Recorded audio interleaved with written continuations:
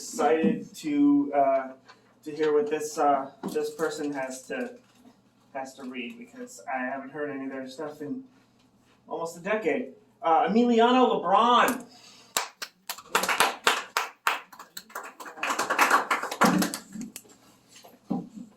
Hello there, everybody. I'd like to take a little moment just before I start reading to just monologue. This is my first open mic in what feels like probably 8 years. Mm-hmm.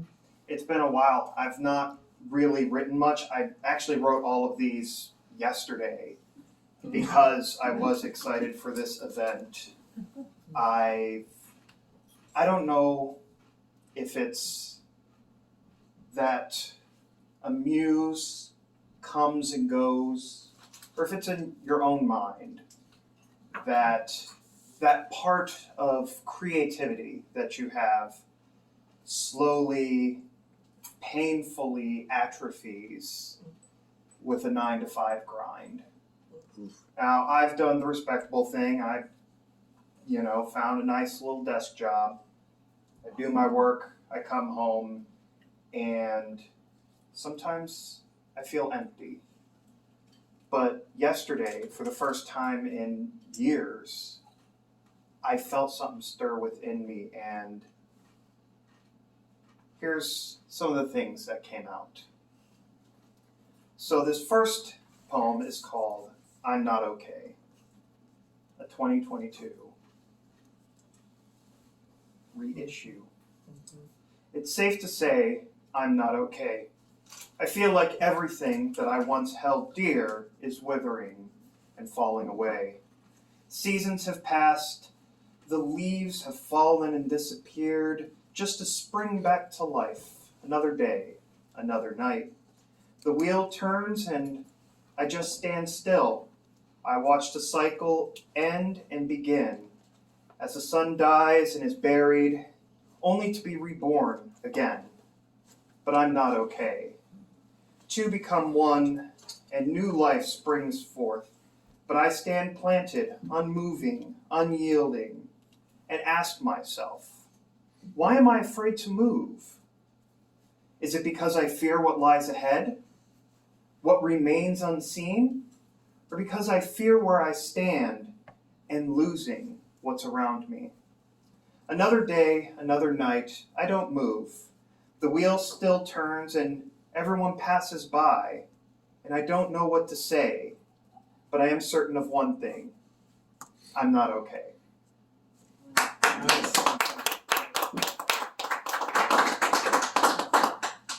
Thank you very much. This next one is called Your Name. This is based off of an experience I think we've all had, and that is a pervasive memory of one little thing that someone probably, well, most people who are around you probably don't even remember. But it sticks to you. It sticks out like, this was a moment where I completely made a fool of myself.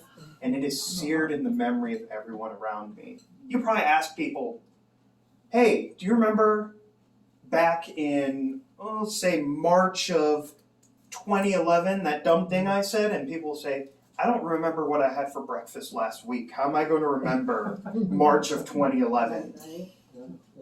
So allow me to take you there with your name. I'm sorry I didn't know your name. I knew your face, your laugh, your smile, what great company we had. But I didn't know your name. You didn't like when I asked. I promise I won't forget this time. I practiced it every day. Nothing more personal than a name. I knew your face, your laugh, your smile, what great company we had. I even remembered your name, but you never treated me the same.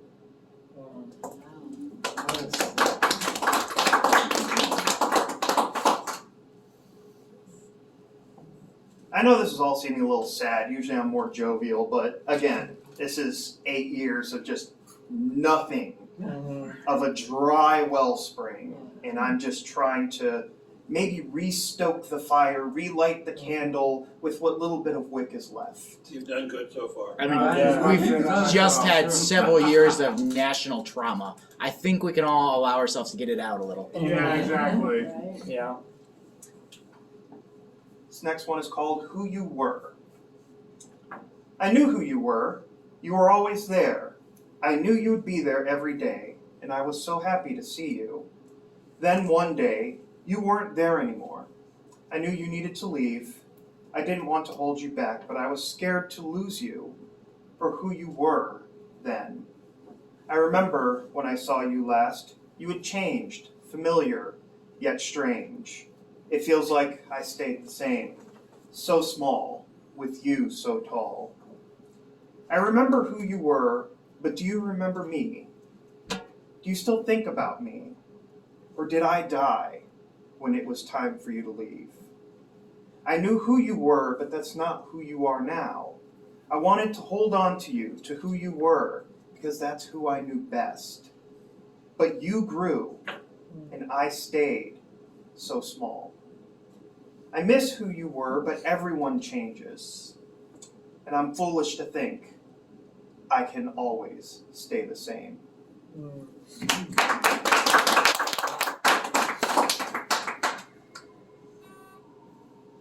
Now this That's last... the elevator. Okay. It's not the ghost yet. They got that further down in the Oh, basement. okay. I thought the medication had worn off. I guess I'm okay.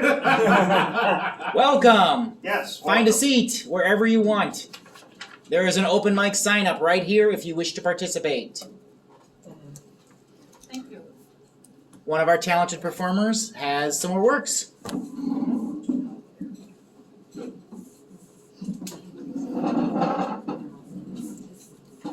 Oh, sure.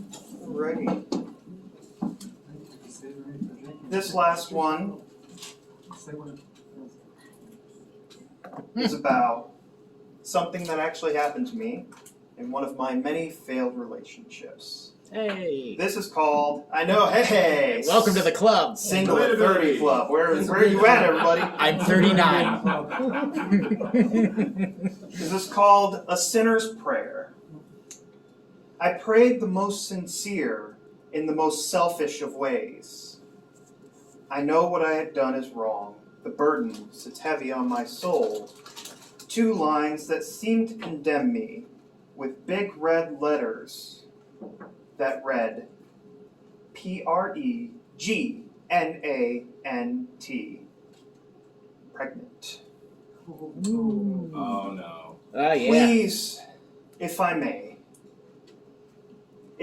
pray once and have it be heard, do not let this child be born. Do not let the cycle repeat of one parent seeking yet another victim to fill a gaping wound, and one seeking to run away from a past that will overtake and consume.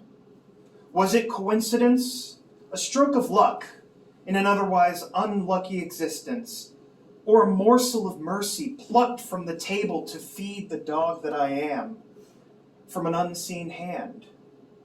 She told me she was hurt, alone at the hospital when she had miscarried. How could I tell her that? My pain was not grief, but guilt. I asked for this, and upon its arrival, I rejoiced and felt glad. Wow. Bro. Thank you all so much.